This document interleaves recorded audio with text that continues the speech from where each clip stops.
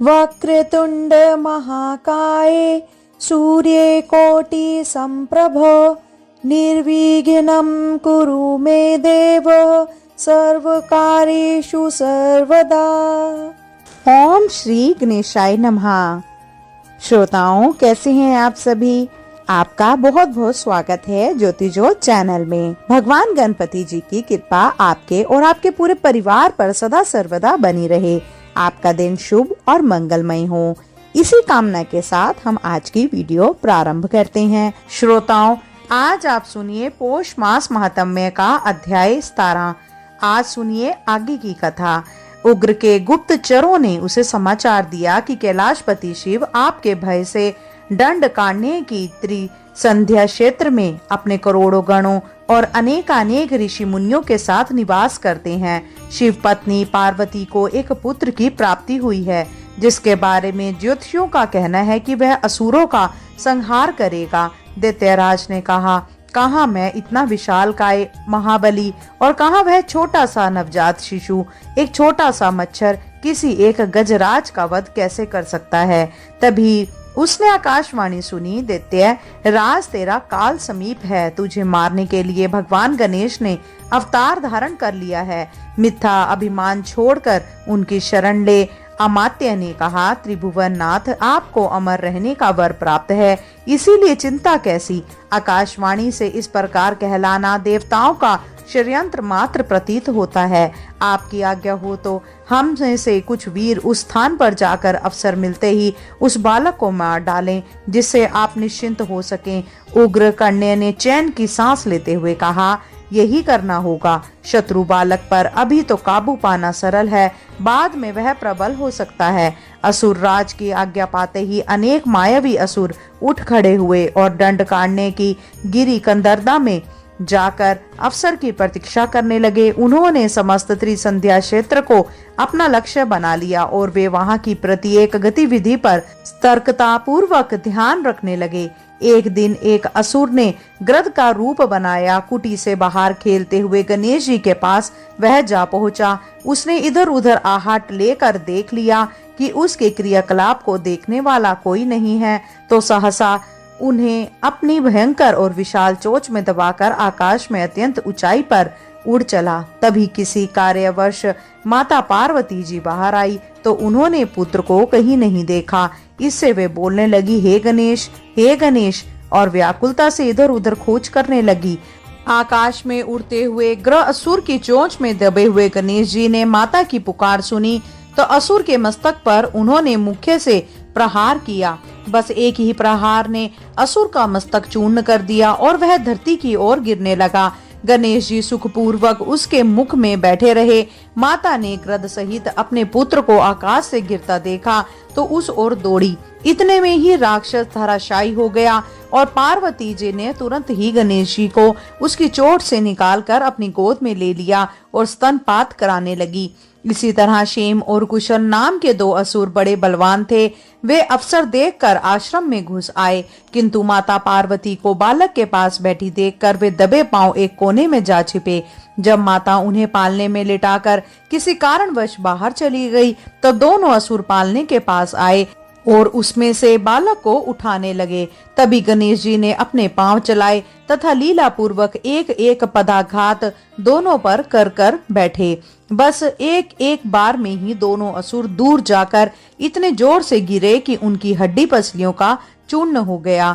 उनके हृदय फट चुके थे और रक्त वमन करके शांत हो चुके थे। माता आई तो यह दृश्य देखकर अवाक हो गई। उनकी समझ में नहीं आया कि यह दोनों यहाँ किस प्रकार आए और कैसे मारे गए। पार्वती जी ने अपने पुत्र को गोद में उठा लिया और गणों को आदेश दिया कि उन असुरों के शरीर उठाकर सुदूर अरण्य में फेंक दें। 3 राक्षस मारे जा चुके थे, किंतु बालक का बाल बांका नहीं हुआ। इससे असुरों में शंका तो उत्पन्न हो गई थी कि बालक में कोई विशेषता अवश्य है, फिर भी वे उनकी विशेष सामर्थ्य से अपरिचित ही थे। अतः मारने के लिए अनेक उपाय सोचने लगे। राक्षस दल में क्रूर नाम का एक असुर अत्यंत ही क्रूर था। उसे यथा नाम और गुण कहना अनुपयुक्त नहीं होगा। एक दिन उसका भी काल खींच ले गया। वहां पार्वती जी मंदिर में पूजन करने गई थी और बालक गणेश मंदिर के बाहर खेल रहे थे। उन्होंने सोचा इससे अच्छा अवसर और कब आएगा। वह भी एक मुनि बालक का रूप बनाकर उनके साथ खेलने लगी। गणपति जी को उनकी क्रियाकलाप देखकर हंसी आ गई, किंतु वह उस गढ़ हंसी का अर्थ ना समझ सका। वह कभी उनका कंठ पकड़ता तो कभी उनके केश खींचता। आरंभ में तो गणेश जी ने उसका अधिक प्रतिरोध नहीं किया, परंतु जब असुर के आघातों में तेजी आने लगी तब उन्होंने उसको पकड़कर बलपूर्वक उसका गला दबा दिया। और जब मंदिर से बाहर निकलती हुई माता पार्वती ने पुत्र की यह चेष्टा देखी तो वह आशंकित हो उठी और वह यह मुनि कुमार का गला अधिक ना दबा दे, इसीलिए उसे बचाने को दौड़ी। किंतु जब तक उसके प्राण पखेरु उड़ चुके थे और वह छंद वेश छोड़कर अपने असुर रूप में प्राणहीन रूप में धरती पर गिर चुका था। पार्वती जी ने उसे देखा, अत्यंत व्याकुल हुई और उन्होंने अपने पुत्र को उठाकर गोद में ले लिया। उसी असुर दल में व्योमासुर नाम का एक और असुर था जो भगवान गणेश के हाथों मारा गया। यह असुर झंझावात का रूप रखने में सिद्ध हस्त था, इसीलिए दैत्यराज के दरबार में इसका बड़ा सम्मान था। वह भी गणेश जी का वध करने के विचार से त्रिसंध्या क्षेत्र में रह रहा था। एक दिन गणेश जी का उपवेद संस्कार होना था। माता पार्वती के साथ निवास करने वाले ऋषि पत्नियों ने उन्हें दिव्य वस्त्र अलंकार धारण कराए और तब आदिदेव गणाध्यक्ष का पूजन पुण्यवचन कार्य संपन्न हुआ।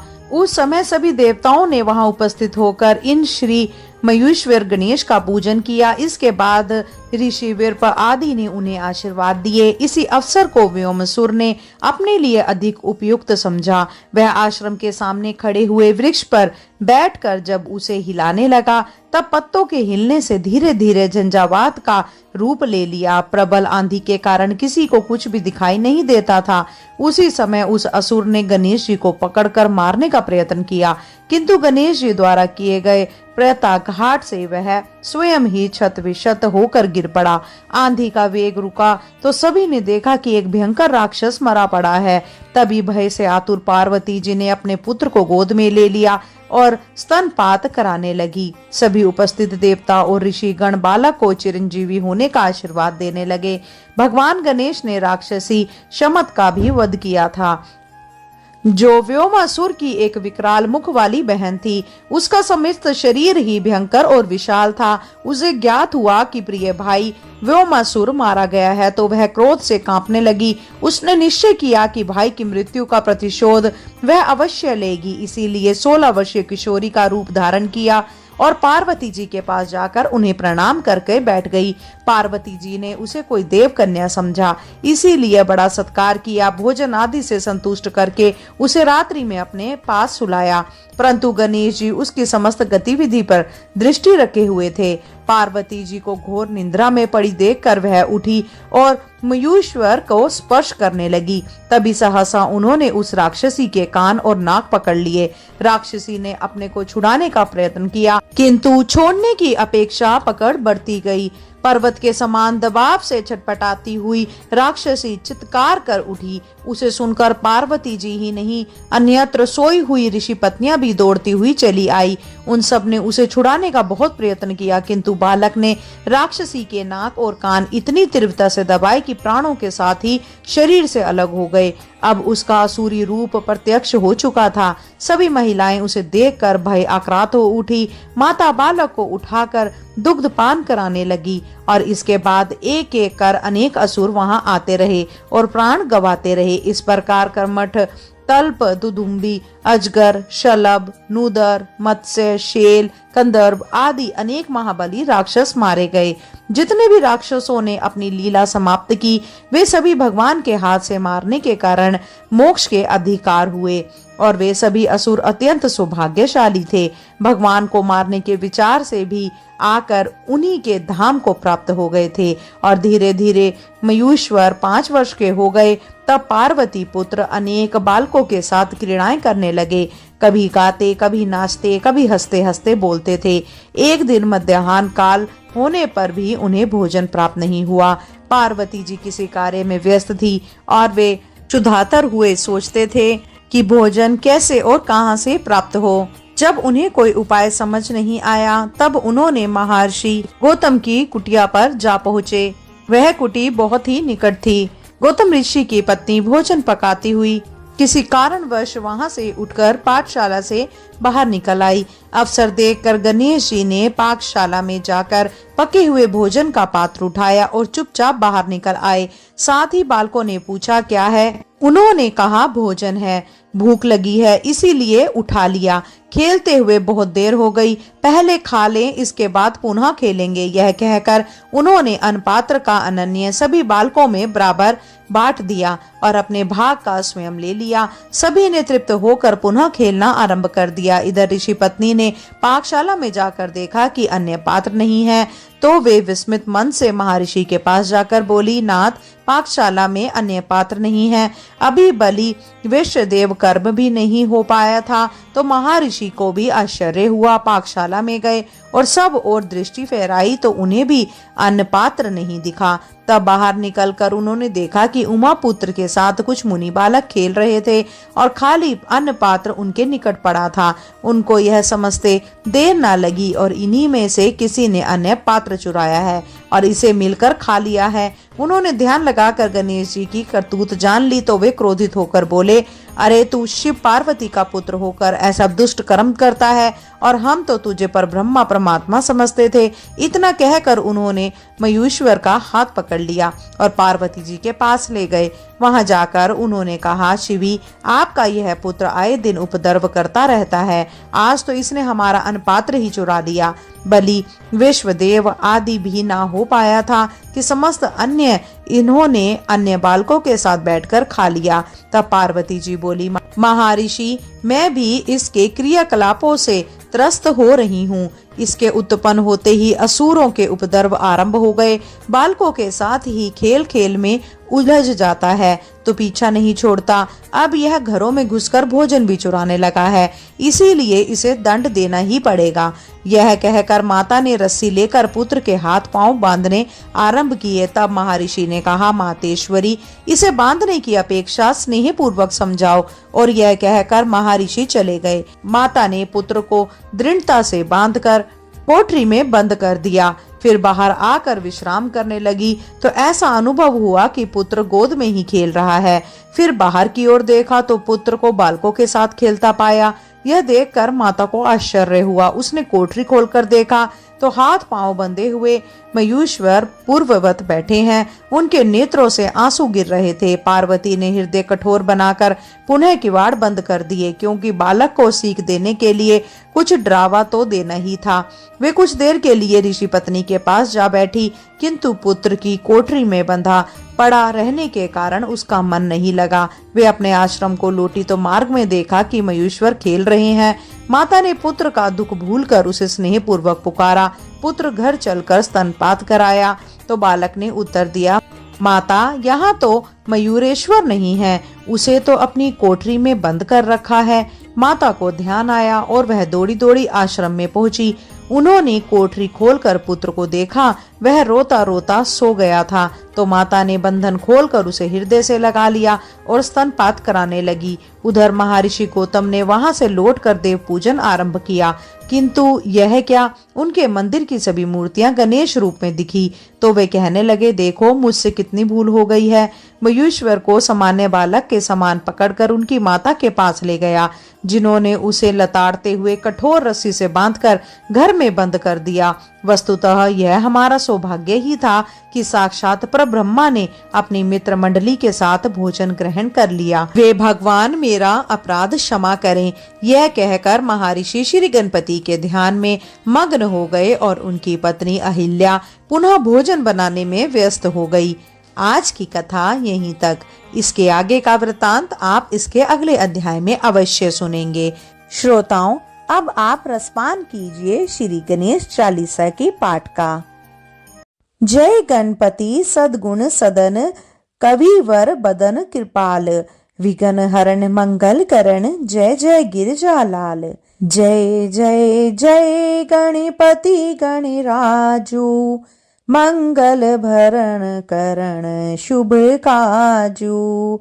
जय गज बदन सदन सुख दाता, विश्वविनायक बुद्धिविधाता वक्रतुंड शुचिशुंड सुहावन तिलक त्रिपुंड भाले मने भावन राजत मणियुक तन मुरमाला स्वर्ण मुकुट सिर नयन विशाला पुस्तक पाणि कुठार त्रिशूल मोदक भोग सुगंधित फूलम सुंदर पीतांबर तन साजित चरण पादुका मुनि मन राजित धनी शिव सुवन शरणानन भ्राता गौरी ललन विश्व विख्याता रिद्धि सिद्धि तव चमर सुधारे मूषक वाहन सोहत द्वारे कहो जन्म शुभ कथा तुम्हारी अति शुचि पावन मंगलकारी एक समय गिरिराज कुमारी पुत्र हेतु तप की नह भारी भयो यज्ञ जब पूर्ण अनुपा तब पहुँचो तुम धरी द्विज रूपा अतिथि जानी के गोरी सुखारी बहुविधि सेवा करी तुम्हारी अति प्रसन्न हवे तुम वर दीना पुत्र मातु पुत्र हित जो तप कीना मिले ही पुत्र तुहि बुद्धि विशाला बिना गर्भ धारण यही काला गणनायक गुण ज्ञान निधाना पूजित प्रथम रूप भगवाना असे कही अंतर ध्यान रूप हवे पालना पर बालक स्वरूप हवे बनी शिशुरुदन जभई तुम ठाना लखी मुख सुख नहीं गोरी समाना सकल मगन सुख मंगल गावही नाभते सुरन सुमन वर्षावही शुंभु उमा बहुदान लुटावही सुर मुनि जन सुत देखन आवही लखी अति आनंद मंगल साजा देखन भी आए शनि राजा निज अवगुण गुणी शनि मन माही बालक देखन चाहते नाही गिरिजा कछु मन भेद बढ़ायो उत्सव मोर न शनि तुहि भायो कहत लगे शनि मन सकुचाई का करियो शिशु मोहि दिखाई नहीं विश्वास उमा उर भयो शनि सो बालक देखन कहुओ पद तहि शनि दृग कोण प्रकाशा बालक सिर उड़ी गयो आकाशा गिरिजा गिरी विकल हवे धरणी सो दुख दशा गयो नहीं वरणी हाहाकार मचयो कैलाशा शनि की नो लखी सूत को नाशा तुरंत गरुड़ चढ़ी विष्णु सिधाए काटी चक्र सो गज सिर लाए बालक के धड़ ऊपर धार्यो प्राण मंत्र पढ़ी शंकर डार्यो नाम गणेश शंभु तप कीनः प्रथम पूज्य बुद्धि निधि वर दीने बुद्धि परीक्षा जब शिव कीनः पृथ्वी पर प्रदक्षिणा लीनः चले शनानन भर्मि भुलाई रचे बैठ तुम बुद्धि उपाई चरणे मातु पितु के धर लीने तिनके साथ प्रदक्षिण कीने धनी गणेश कही शिव ही हर्षे नभते सुरन सुमन बहुबर से। तुम्हारी महिमा बुद्धि बढ़ाई, शेष सहस मुख सके न गाई। मैं मतिहीन मलिन दुखियारी, करहु कौन विधि विनय तुम्हारी। भजत राम सुंदर प्रभुदासा, जग प्रयाग कंक्रा दुर्वासा। अब प्रभु दया दीना पर कीजे, अपनी शक्ति भक्ति कुछ दीजे। श्री गणेश यह चालीसा पाठ करे धर ध्यान, नित नव मंगल ग्रह बसे लहे जगत सम्मान। सबंध अपने सहस्त्र दश, ऋषि पश्चिमी दिनेश। पूर्ण चालीसा भयो, मंगल मूर्ति गणेश। बोलो श्री गणपति महाराज की जय। हे गणपति जी, इस कथा को सुनने वाले सभी श्रोताओं के मनोरथ पूर्ण करना, उनको स्वस्थ रखना, उनके घर में खुशहाली लाए, सभी मनोरथ को पूरा करना। श्रोताओं, अगर आपने इन कथाओं का आनंद लिया हो तो कृपया करके वीडियो को लाइक और शेयर करें। इसी के साथ साथ अगर चैनल पे नए हैं तो कृपया करके सब्सक्राइब अवश्य कीजिए। आज के लिए इतना ही। शीघ्र मिलते हैं नई वीडियो नई जानकारी के साथ। जब तक के लिए जय श्री कृष्णा, राधे राधे।